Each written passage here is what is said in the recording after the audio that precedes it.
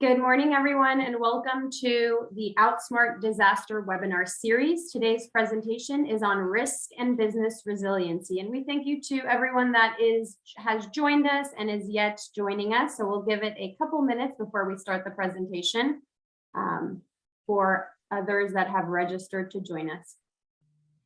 I'd like to introduce myself in the meantime. I'm Angela Amirkhanian, Program Manager for the Together for LA program, on behalf of the Los Angeles County Economic Development Corporation, also known as LAEDC. I'd like to introduce you to LAEDC for those that don't know about us in just a moment. But to kick us off, I'd like to share today's agenda and what we have in store for everyone and the reason why we have gathered. So today we will talk about the Outsmart Disaster campaign, as well as talk about all the partners and sponsors that are affiliated. We will present a presentation on risk and business resiliency, and we have some experts that have joined us this morning to really share their expertise and to dive deeper into the risks and the resiliency that we are faced currently, and that small businesses and manufacturers and businesses of all sizes are struggling with right now. Two of our experts that have joined us this morning are Rosenberg from Epic Insurance Brokers and Consultants, Los Angeles, as well as Linda Rosenberg from CMTC. We also have some special remarks from guests that have joined us, and we will finally end with a Q&A session. Today's webinar will be recorded, is being recorded, and will be shared with everyone at the end of the presentation. We present our webinar recordings on our website, which I'll share with you. So if anyone has any questions during the duration of all of the presentations, please go ahead and use the Zoom chat or Q&A functions, and we will address them towards the end of the presentation. I'd like to thank today's program sponsors, Edison International, California Association for Local Economic Development, and the California Academy for Economic Development. Outsmart Disaster is a statewide awareness campaign that is focused primarily on providing California businesses with the resources they need to adequately prepare for and recover from all types of disasters. Outsmart Disaster partners are the LAEDC, Together for LA, Edison International, the State of California, and California Academy for Economic Development. I'd like to take a moment to thank today's program sponsors once again, especially Edison International, whose generous support for the Outsmart Disaster campaign has made today's webinar possible. So thank you to all of our partners and sponsors for their generous support and partnership. We have a message from Edison International this morning, and you will see the message on the screen. Southern California Edison believes in the value of preparing for business interruptions. They are pleased to partner with Outsmart Disaster to help manufacturers plan to outsmart disaster. Next, for those that don't know, LAEDC is a 501c3 nonprofit organization whose mission is to harness the power of harness the power of private sector in collaboration with LA County to guide economic development and create more widely shared prosperity. Quickly to touch on the Together for LA program, which is one of our current programs offering no-cost technical assistance in support of women and diverse-owned small businesses within LA County as they strive to recover from the COVID-19 pandemic. No-cost technical assistance is actually available to businesses of all sizes. If you take a look at our website, there is a Contact Us button where you can fill out a short form to receive further assistance, or take a look at various business resources that are available to you based on your industry, business size, and the type of resource you're looking for. So please visit laedc.org/coronavirus. Once again, these are some of the areas of technical assistance that we can assist you with. These are available at no cost, complimentary, and confidential consulting. And I will give you more information on how to connect with us towards the end of the program. Next, I'd like to invite Helen Schaubmeyer to join us. Helen has been program manager with CalEd since 2015 and works primarily on programs under the California Academy for Economic Development, also known as the Academy. which is also a 501c3 managed by CalEd. In addition to managing the Outsmart Disaster campaign under the Academy, she works on the organization's training programs, such as the Keys to Economic Development and Advanced Institute, as well as the accredited California Economic Development Program. Helen brings a mix of local, nonprofit, and private sector experience to her role from her prior positions within a larger technology company, and supports local economic development in the research arm within a regional economic development corporation. So I'd like to introduce Helen to kick us off with our program today and deliver some remarks on behalf of Helen. So thank you, Helen, for your support and for joining us. Thank you, Angela. Well, good morning, everyone, and it's my pleasure to welcome you all to LAEDC's Outsmart Disaster Training Workshop.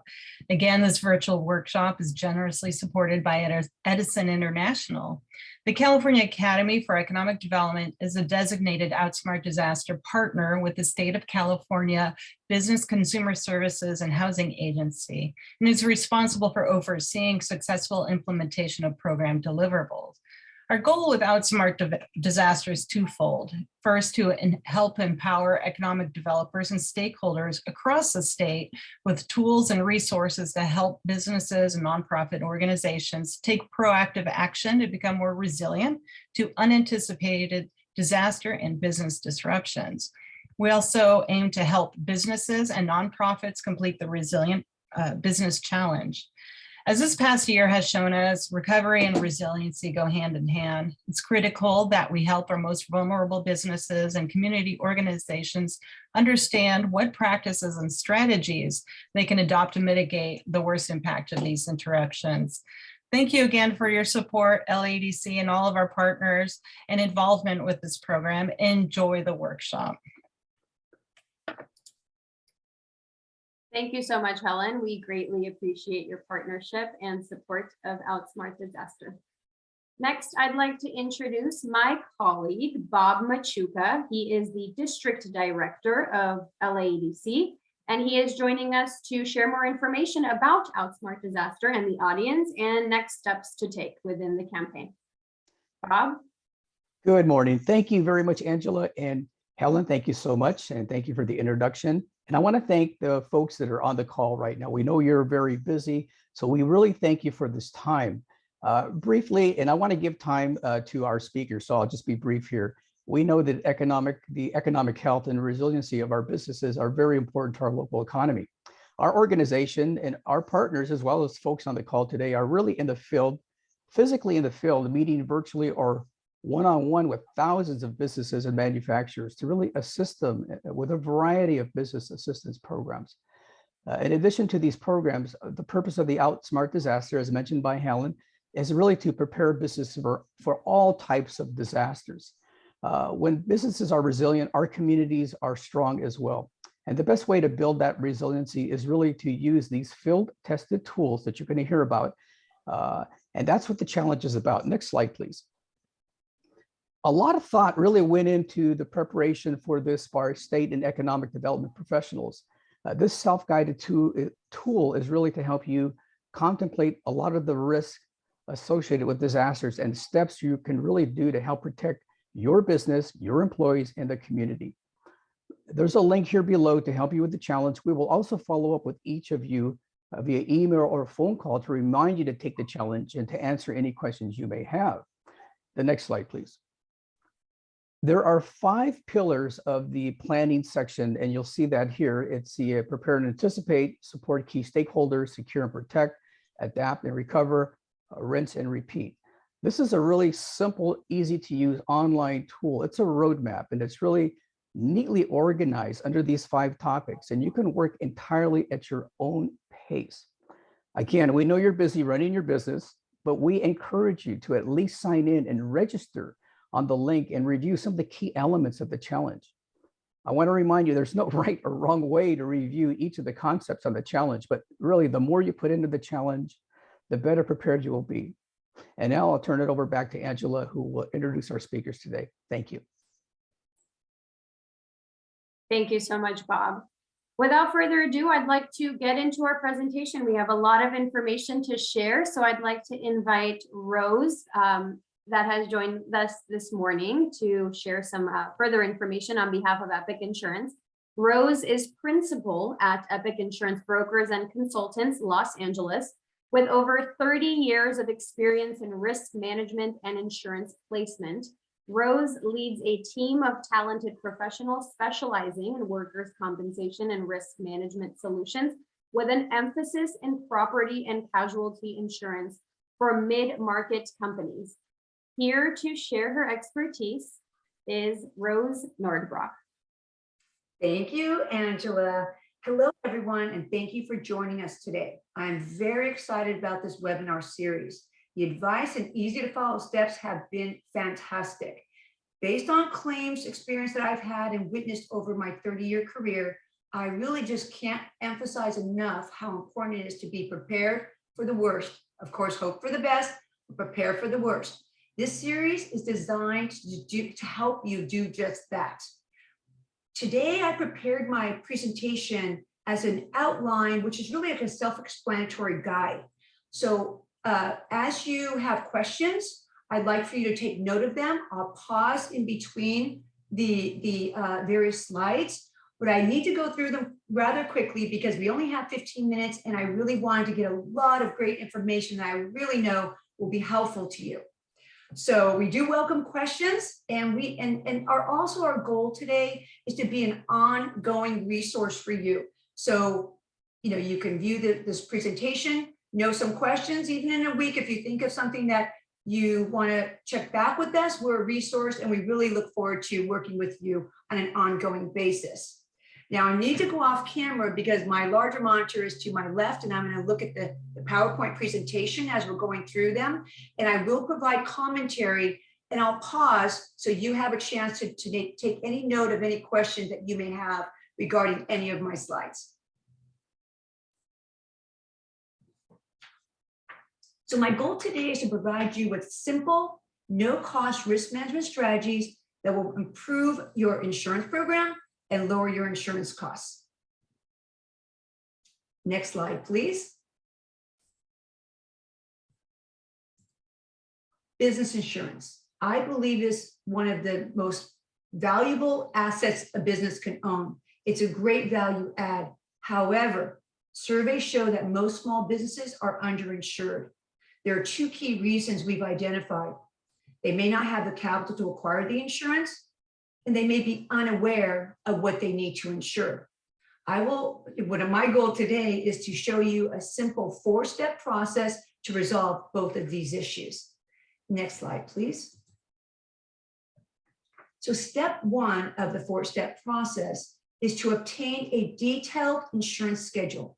Most people are not aware of the details contained in their insurance policies. Most people have never read their insurance policies, which makes sense. I mean, they're very complicated, very thick documents, but a detailed insurance schedule really is important for you to obtain. This will help you understand what you are covered for, what is excluded, and what is limited in coverage. Next slide, please. Step 2 should involve using a process such as a coverage evaluation checklist to target key exposures that are likely to occur. Once you have a detailed schedule of insurance from step 1, you can easily determine if the likely perils are included on your current insurance policy and if the limits provided are enough. Next slide, please.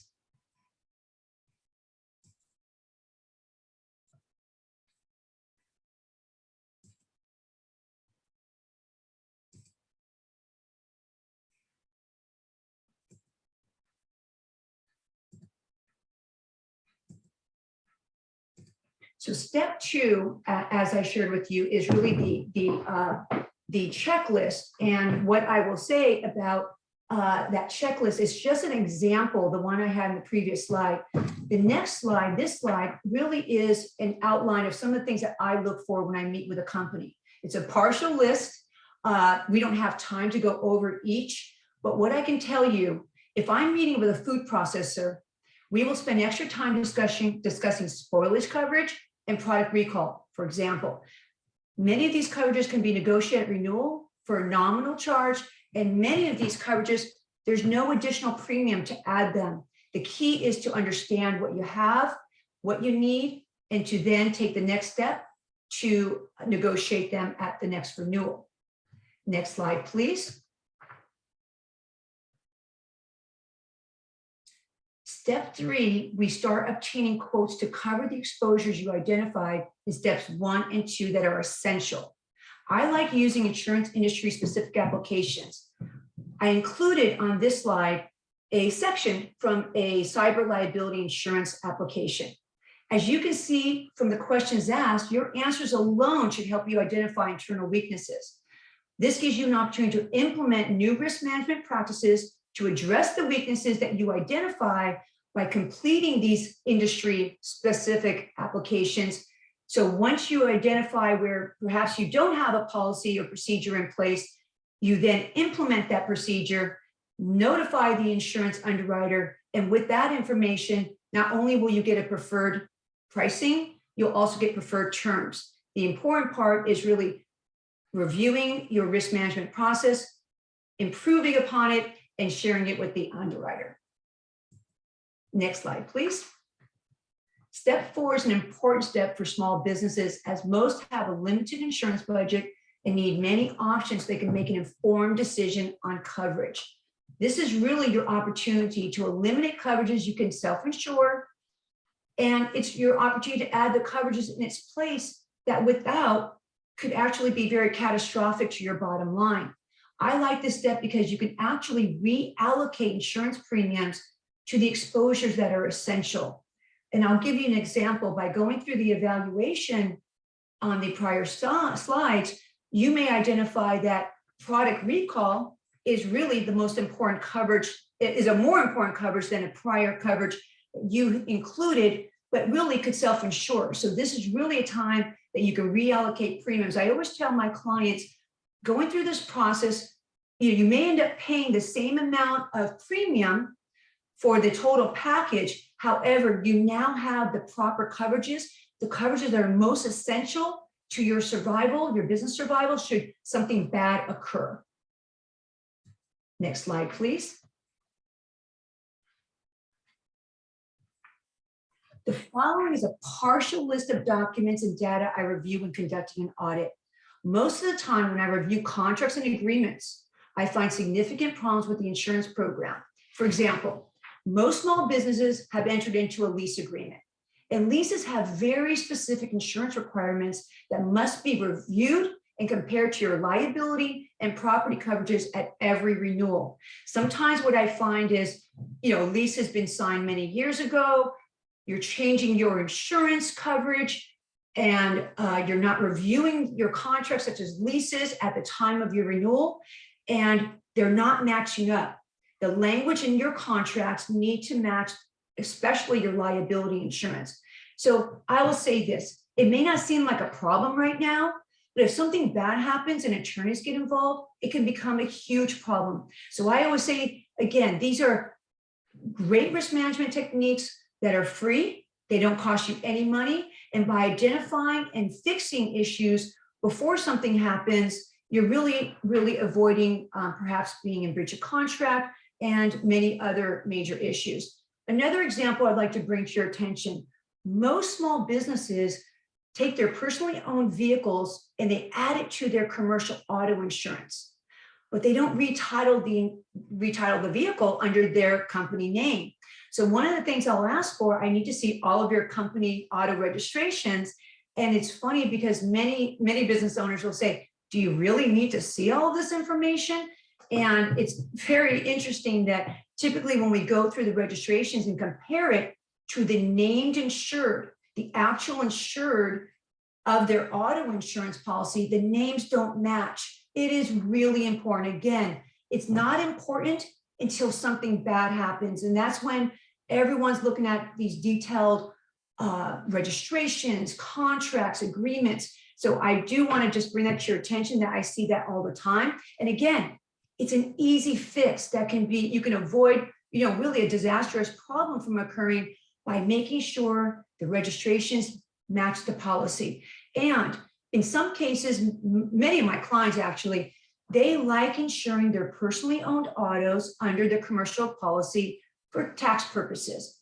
That's okay. And again, there's no cost and it's not a problem as long as you address the fact that there's no insurable interest. So one of the things, if anyone's interested in receiving from me, is I can give you a simple process called a lease back. So by the business owner leasing back the vehicle to the business, now there's insurable interest. And again, it's free. It's free to you to go through this process.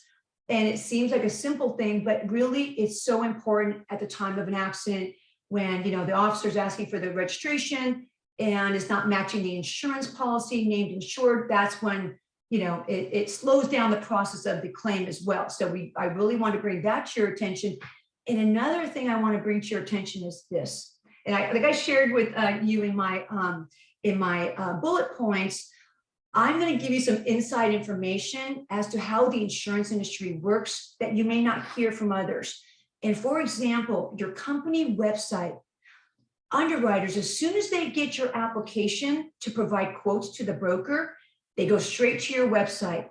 And what I want to say is this: many websites say you do things that you really may not do. Like I have a client, they stated that they provide products to NASA, NASCAR, their products go into these vehicles, etc. And so when the underwriter looks at their website, their concern is like, oh my gosh, what am I insuring here? So in meeting with the client for the first time, my question was, do you really provide these products to NASA? And they say, well, no, not really. I provide them to 3M, and then 3M sells them to NASCAR, for example. That's a very, very different conversation with the underwriter, because the underwriter now knows they're not going to get stuck with a claim that can be, huge compared to what they're insuring you for. Having 3M perhaps really be the insurer of that situation lets the insurance company know, I don't need to be worried. I'm going to give them a great quote. I don't really have the exposure that they're highlighting on their website. Many times I see on a company website, we provide services, and they'll name like every state in the union. And again, a carrier is going to look at the website and say, oh my gosh, is this company traveling across the country? They're trying to understand the exposures. They're trying to understand the long distance driving, which is a huge concern for underwriters. But the truth may be that you're really offering your products and services, but you're using a third party. And that's really, really, really important to share with your broker. So your underwriter understands they are not going to have that exposure as is presented on the website. Years ago, I've been in the business 30 years, and years ago, 20 years ago, for example, most companies didn't have a website. They had marketing materials, advertising guides, but really these days, everyone has a website. So just view your website from the underwriter's perspective and address anything that you think might be a concern. That way you'll get more quote options and you'll get better terms and conditions. Next slide, please. This slide highlights basic risk management framework designed to identify the source of risk, assess the likelihood, mitigate risks, and monitor your ongoing progress. Next, we'll focus on mitigation because, again, this is key to lowering your insurance costs. Next slide, please. Please make sure your insurance company is aware of every step you have taken to transfer, avoid, and reduce your risk. Underwriters receive hundreds of applications every single month. And if your submission includes valuable information about what you're doing to be a better risk, like taking the challenge, like having a business continuity plan, there are so many things that you are doing, but unless your underwriter is aware of all of this great risk management strategies and techniques that you're implementing, you're not going to get the credit for it. And they actually will lower your pricing and provide better pricing terms and conditions when they understand all of that information. So it may seem like it's a little extra work up front, but I guarantee you, by providing the information, having the underwriter see all the great work that you're doing, your application will get to the top of their list, and they're really going to go out of their way to provide you with the best pricing, the best insurance terms that they have available. Next slide, please. So there are dozens of risk management strategies. Below are just a few that you will receive insurance discounts and credits for implementing. The key, again, is to make sure this information is received by your insurance underwriter. The best way to improve your insurance pricing and terms is by showing the company what you're doing to become a preferred risk. And again, it may seem like extra work up front, but I guarantee you, insurance underwriters love to receive this type of information. They take it. Also, I have to share with you, it enables them to document their file. By documenting their file, they now know that if something does go wrong, that they can say to their supervisors, look, this company did everything, does everything right. Sure, this matter happened, but they can document their file showing that you're doing everything you can to be a great risk. Next slide, please. So transfer the risk mitigation process. So in conclusion, risk management strategies start with the plan. I think your plan should include viewing the previous webinars and to take the challenge. Barbara Levine and Bob Machuca provided excellent guidance and information on the previous webinars. Next, I look forward to learning from Linda Rosenberg of CMTC. Angela, I'm going to turn it over back to you. Thank you so very much, Rose, for the excellent information you have shared. And once again, I know that was a lot of information, but please be assured that we will be sharing the recording where you can rewatch the webinar and take notes as needed. And I'll leave you with Rose's contact information on this slide, which I will once again share with you towards the Q&A portion as well. Thank you so much, Rose. Next, we have another great speaker that has joined us this morning, Linda Rosenberg. Hi, Linda. Thank you for joining us. Linda has 30 years of marketing and business development experience. As a client advisor for CMTC, Linda is a strategic advisor and valuable resource for California manufacturers, helping them grow sales, improve productivity and quality, upskill their workforce, and tap into economic incentives. Welcome, Linda. Thank you so much, Angela. And Rose, fabulous information presented. That was packed with great advice. So great to participate. And thank you for the opportunity to participate in this webinar. So you can go to the next slide, please. And the next slide, please. So what are we going to talk about over the next 15 minutes or so? Controlling and securing your marketing assets and your ability to access those is really important. Your customers and your prospects are the lifeline to your business. So we really want to make sure that they can get in touch with you no matter what. Some of this has become, I think, abundantly clear in the prior Outsmart Disaster webinars and today, but we'll talk a little bit more about why business continuity planning is so important. And then I'd like to also leave you with some practical tips and processes to be able to engage in business continuity planning. So let's first talk about your marketing assets and access. It's important to note that disaster planning, these things, it's not only about in the event of an earthquake or a fire or a flood or a pandemic, but there are certain things that can shut your business down or really help disrupt your operation if you're not making sure that you have access and control over them. So let's talk about those. Next slide, please. On the left are several examples of digital marketing assets or digital assets that you may have. And having these under your control is really important. What does that entail? Your login information, having that readily available. For example, if something happens to your website, if your website goes down, or if you need to update it, are you able to do that? Administrative control. Oftentimes, particularly with marketing assets, there are outside providers that are building your website, setting up Google Analytics for you, which is a key tool, a free tool to be able to look at metrics for your website. Who's coming? What are the visitor patterns? Where are they coming from? What are they doing when they're on your site? Google Ads to help drive leads to your website, targeted leads. Facebook, getting insight into your the demographics on your Facebook page, engagement with your posts and so forth. That's Facebook Insights. Ads Manager for anyone who's doing ads, Facebook or Instagram ads. An email marketing provider like MailChimp or Klaviyo or Constant Contact.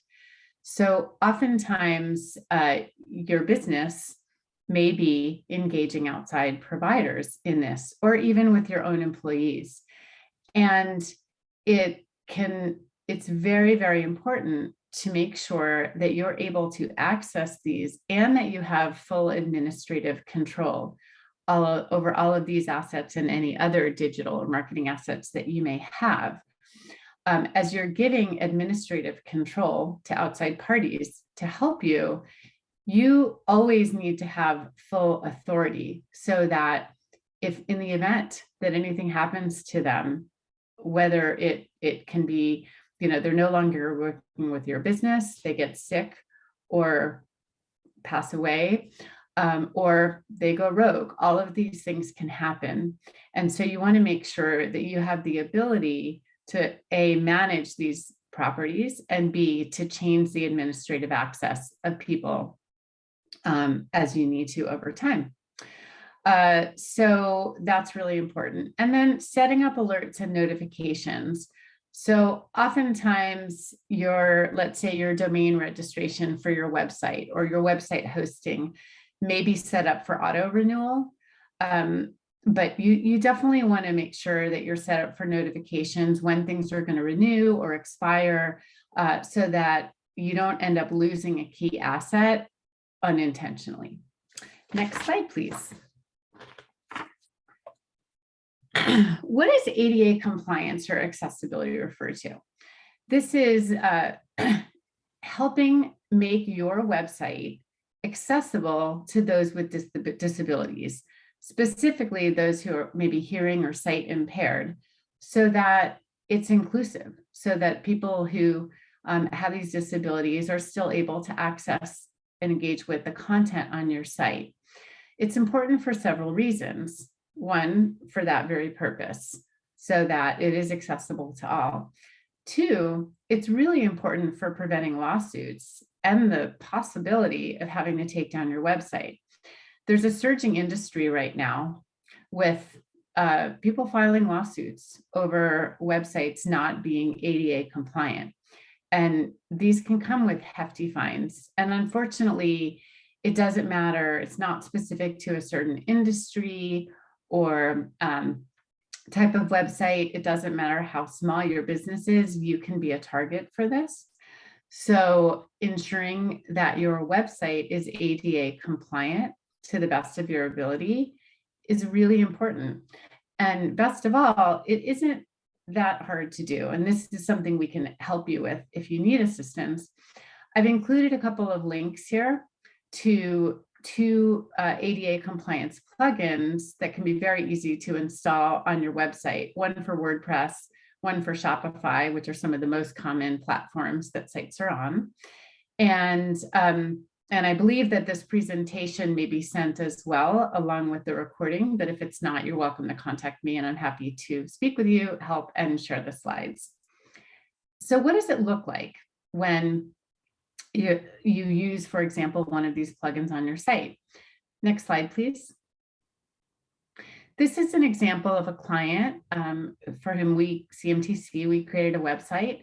And you'll see in the near the top right, that body, that icon. So that's an indication of ADA compliance with this plugin. And if you'll flip to the next slide, what happens for a user is this can expand out. And so the users are able to make changes to the way the website renders to help with different adjustments that they may need because of visual, for example, visual impairments. Next slide. As I mentioned, your customers and your prospects are the lifeline to your business, and making it as easy as possible for them to get in touch with you is so important, and yet so many businesses fail to do this. Now, it's one thing if you don't have the bandwidth to deal with calls coming in all day for your business, and you wouldn't be able to respond. But the majority of businesses are able to handle that customer volume, and there are certainly tools that you can use and outside services and ways that we can help you to scale if you do have an issue with bandwidth to support customer inquiries. But you really don't want to create friction. If somebody that's either a current customer, a prospective customer, vendors, a potential partner, if they're trying to get in touch with you, you really want to make it as easy as possible for them to do so. So let's go to the next slide on some examples of easy things that you can do. Having your contact information in your email, having your signature, you can set it up as an automatic signature so that it's in every email. You have a link to your website in every email. Every email as a result. Your cell phone number. I'm sure all of us can relate to times when you've needed to contact someone and you can't find their contact information. It's very frustrating. You don't want that to happen with a customer, prospective customer. Also, an easy thing is having your phone number in the header of your website, and of course also in your contact page. So depending, it's partly generational, it's partly very individual, how people prefer to communicate, whether it's phone, text, email, do everything online without ever talking to or communicating with a human. You want to be able to serve those different types of preferences so that people can do business with you. Another thing that we often forget to do, because we live and breathe our business every day, is look at our own website, not only on your computer, but on your phone or other devices. See what others see, because oftentimes we haven't looked at our own website for so long that we don't realize it's out of date. We don't realize that certain information isn't rendering properly in key browsers that are used. If your site is not responsive, which means it adapts to different screen sizes, different device sizes, it's mobile optimized and so forth, as an example, you are hurting your ability to get customers for several reasons. One is, as I'm sure everybody knows by now, the statistics are astronomical in terms of how much web browsing happens on the cell phone device versus the desktop. If somebody can't effectively read what's on your site, consume what's on your site, or contact you, they're going to bounce, they're going to leave. Also, Google, in terms of ranking your site, Google penalizes sites that aren't responsive. So if you look at your site on your phone, or if you look at it on a desktop and you minimize the window, you drag it over so it replicates cell phone size, you can see if it's responsive if you don't already know. If it just shrinks everything and your menu is still all across the top, for example, it's not responsive. You don't want Google to penalize how you're where you're listed as a result of it not being responsive. There are many things in the algorithm, but that's one of them. Next slide, please. So there's something called an SSL certificate. It stands for Secure Sockets Layer. What does that mean? It is something that helps encrypt your data. So if a user is on your site, the SSL certificate enables that connection to be encrypted for better online security. You can tell very easily if there's an SSL certificate installed on a site by seeing how it renders. So if there's an S in the URL, HTTPS, that S stands for secure, there's an SSL certificate. Or on Chrome, for example, you'll see the padlock next to the URL. If you don't have that, there won't be an S next to the HTTP. And on Chrome, for example, it'll flag your website as not secure. What does that mean? Moderately skilled hackers can access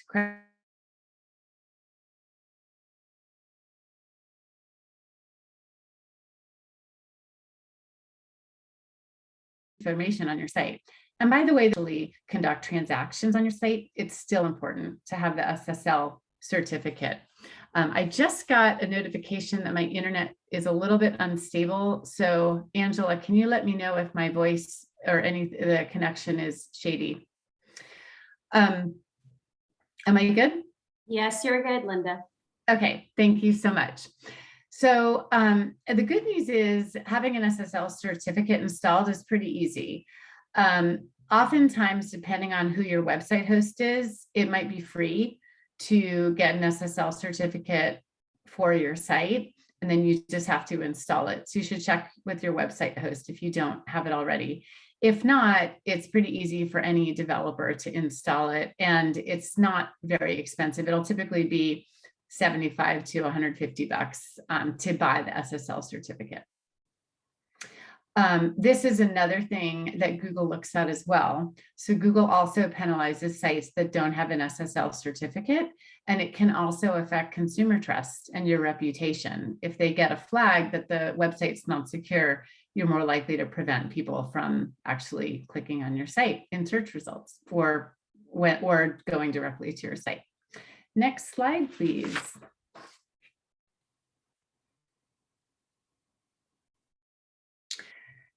So I'm sure everyone notices if you're doing a search on Google, and oftentimes, especially for a particular business, on the right side of your screen, if you're looking on desktop, you'll see something like what you see on my screen here. And so this is something that you want to make sure that your business, that you have a Google My Business listing and that you claim it. So for example, if you look at the screenshot here where it says suggest an edit or own this business, this site, this is a client's Google My Business page. You can click own this business if you don't already own the business and claim the listing. It'll require you to provide some proof that this is indeed your business and that's indeed your address. And you want to make sure that all of your information on your Google My Business listing is correct. Your address, your phone number, your web address, any information listed about your business, and your hours, for example. Especially during the pandemic, so many businesses have closed, or their hours are different than what's reflected in this information or even on their website. It's really important to make sure that information is up to date so people can find you. Also, in some cases, a business may be listed as closed. Your business may be listed as closed when it's not.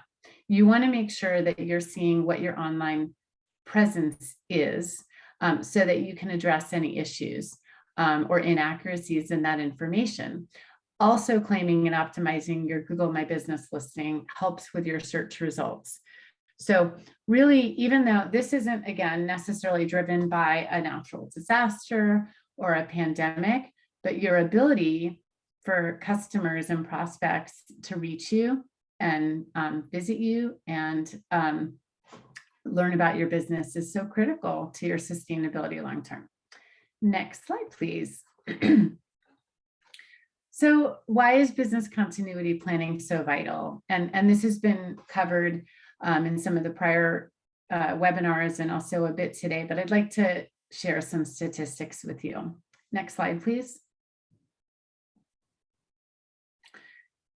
So in this data, the top few bullet points or few statistics are from FEMA and data, excuse me. 40% of small to medium-sized businesses won't reopen after a data loss. And in some cases, you'll see that number shown as even higher. And an additional 25% will fail within 1 year. So these are huge numbers. 1 hour of downtime can cost, on average, a small to medium-sized business $8,000. And the bigger the business, typically, the bigger the cost. It is so imperative to be able to restore your systems, your communications, your equipment quickly if you have a disruption. The other thing is, and this can be both a huge opportunity and a huge risk, having a disaster recovery plan in place, doing business continuity planning can be make or break for doing business with larger customers or the government. For example, Walmart, certain types of relationships with Amazon and some of the other big players require you to have a disaster recovery plan in place. So having one can set you apart and actually open up doors for you. And not having one can be tremendously, and with the government as well. So it can open up big opportunities. Also, if you don't do this planning, it has the potential to shut down your business. For example, with Amazon or Walmart, if you don't deliver on time, if you have a supply chain issue or shortage and you can't make things happen, chargebacks can come that can literally put you out of business.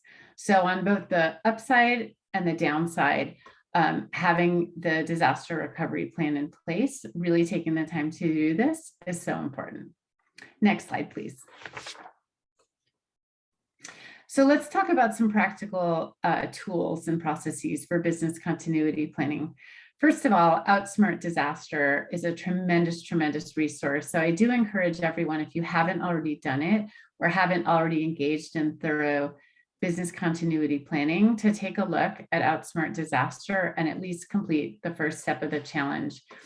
And while it can seem overwhelming to do this, really taking the first step is what you need to do. And the momentum comes from there. And it's really approaching this kind of one step at a time to get it done. So next slide, please. What do you want to look at in terms of business continuity planning? And everything that Rose mentioned here from an insurance perspective and risk management perspective is so important. And I think that complements what's here very well. Management contact information in case of a disaster, having that readily accessible to all parties who need it. An evacuation plan, have it, practice it. Information on all your information on data backups and a backup of the organization's site. So what does that mean? Where your data is housed, your customer data, your every piece of data associated with your organization is really critical. And that's a huge asset. So where, and emails and so forth, where, and files, where is that information being backed up? Is it being backed up daily? Is it being backed on a server on your site? And do you have a backup location offsite as well? Having these, having redundancies can really make a difference. And also with customer data, are you collecting it or are you losing it? Do you have a CRM system or an ERP system in place so that you're keeping track of your customer data and are able to leverage it? Disaster recovery planning really requires proper collaboration between all departments of the organization and looking at organizational threats. What are all the potential areas, the potential things across departments that can go wrong? And putting together a comprehensive list of what those tasks are to maintain the organization's operations. Next slide, please. So in addition to Outsmart Disaster, is, as I mentioned, a great resource. And there are several others, and you may find different tools that work better for your organization than others. But checklists are such an effective tool to plan for failure and mitigate risks. Have all the process owners in your organization involved with this process. Brainstorm everything that can go wrong and what to do about it. Here are some key examples of areas to consider. I mentioned your data. Manufacturing equipment. As manufacturers, if you have a piece of equipment go down, and this has to do, again, not just with a natural disaster, but if you have vital equipment that goes down and it disrupts your whole operation, that costs you valuable time. And you can, it can really be disruptive of your business. So what redundancies do you have in place? What type of equipment maintenance plan do you have? And tooling, supply chain. Unfortunately, that's something that I think is affecting so many, if not every business these days. Getting your raw materials, your transportation, your logistics, communications, employee accessibility, utilities. What if all your power goes out? So all these things are important to look at as part of disaster resiliency. And it's a good practice to plan for all this, do a tabletop exercise, going through it, talking through all these plans once a year, and then as well once a year after 6 months to test it. So a great example of this is the Great American Shakeout or Californian Shakeout, where you're practicing drop, cover, and roll and so forth for an earthquake or some type of incident. So it's really important where you can to actually practice the procedures that you're putting in place. Next slide, please. The next couple of slides, this is an example of a checklist that you can use. There are lots of great tools, as I mentioned, on Outsmart Disaster. Also, ready.gov/business has wonderful planning tools. Here's an example of one right here. So again, checklists are your friends and help you think about all the different areas that may not be top of mind initially. So this is a chart on emergency response resource requirements. Next slide, please. And emergency supplies. So, for your business as much as for your household, putting together, for example, an earthquake kit, when an earthquake happens is not the time to do it. So this is another great tool as well. I believe this is on ready.gov, but there are tons of tools out there to use. Next slide, please. So I'm more than happy to be a resource for any of you. Don't hesitate to reach out to me directly. Just a quick summary of CMTC. We're a nonprofit that helps small to mid-sized California manufacturers to grow, to be more productive, to save money, to upskill their workforce, and to help you mitigate risk. Thank you. Thank you so much, Linda. With that said, I would like to invite all of our guest speakers and presenters back up on the screen to take some questions from our attendees. And a reminder, if you have not yet submitted your questions, you can use both the chat feature on Zoom as well as the Q&A, and we'll do our best to address your questions. And for the team of speakers, if there are any frequently asked questions, anything you want to address to attendees, any common questions that you usually get, I would like to open it up to you to kick things off until questions come in. Well, this is Linda. I noticed that Claudia Shaw had a question about if the slides and recording will be available. So the answer to that, Claudia, is yes. And I know you have my contact information as well. We're in touch directly, so feel free to contact me at any time and to contact Rose directly. I think, one of the things that comes up is especially as things are changing, what are the OSHA requirements? And Rose mentioned about, your injury and illness prevention plan, your IIPP, and your employee handbook, and so forth. These are all things that really are so important, and we can provide guidance too if you're confused about what the latest requirements are or help meet them. We can help you, and I'm sure Rose can as well. Thank you, Linda. And Bob, if you can also touch on the technical assistance we provide, Bob actually works one-on-one with businesses who can actually guide you through the Outsmart Disaster Challenge. So after the presentation, Bob and my colleague Barbara also will contact you directly to further assess your needs and if you need any help with the actual application and steps. So Bob, I wanted you to address kind of the process of that and what we are able to offer. Sure.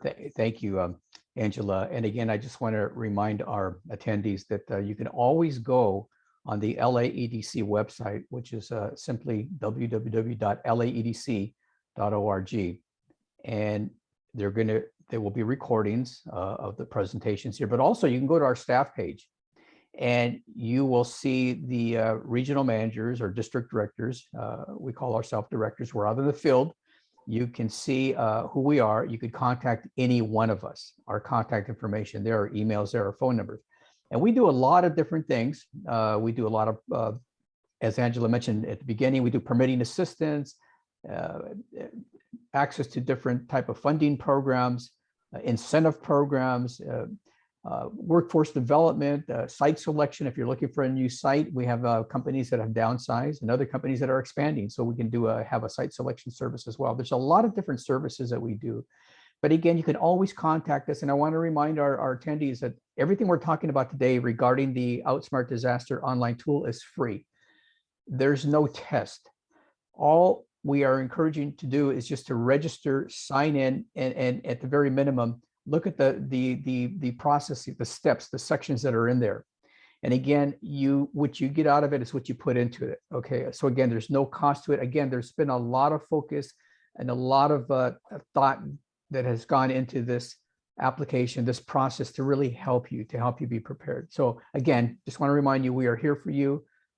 Just give us a call, email us, and we will be in contact with you. We can help step you through. If you have any questions, we can help step you through the challenge as well. Thank you, Bob. And on that note, is there a deadline to take the challenge by, and how long does the actual challenge take to complete from start to end? Okay, actually, we'd like to get as many businesses to take it by mid-January. Of course, the holidays are coming up, so the sooner you can, at the very minimum, log in there and start looking at it in December if you can, that's great. But if you could just get in there by the first or second week of January, would be very, very appreciative. Now, to answer the question, how long does it take? When you go into the challenge, you're going to see some time elements, but don't let that scare you or keep you from taking the challenge. Those time elements are only an average. Again, if you're a large business, it may take you longer to answer certain questions in the challenge, to download documents. But if you're a small business, it's not going to take you that long.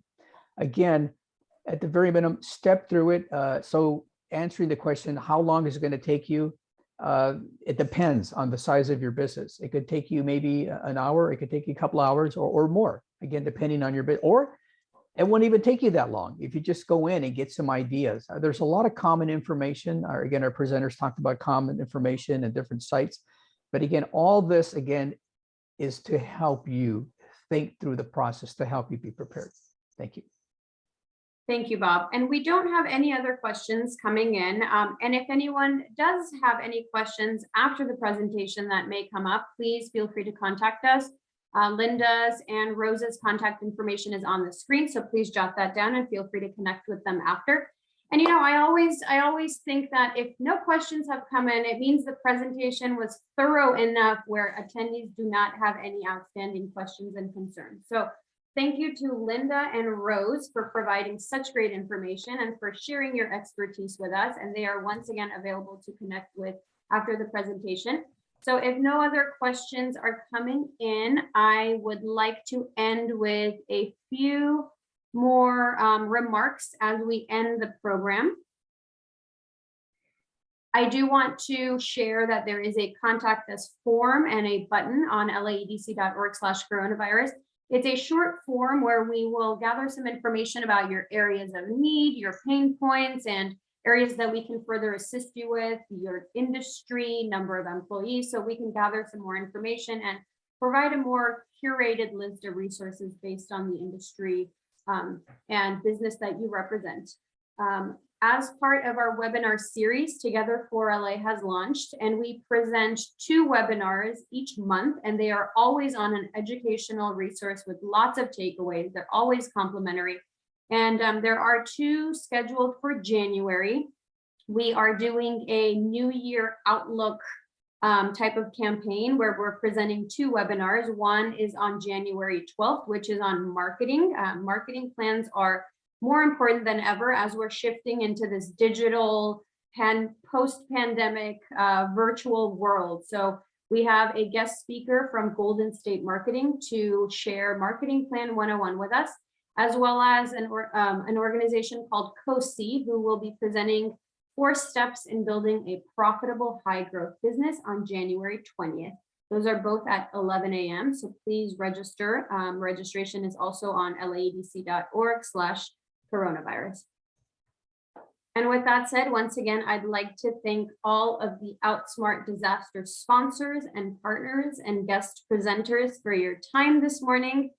And we thank all of our attendees for joining us. And we hope to connect with you after the presentation and hope you can join our upcoming webinars. Thank you so much and have a wonderful weekend and a wonderful rest of the day. Thank you. Thank you. Bye-bye. Bye-bye.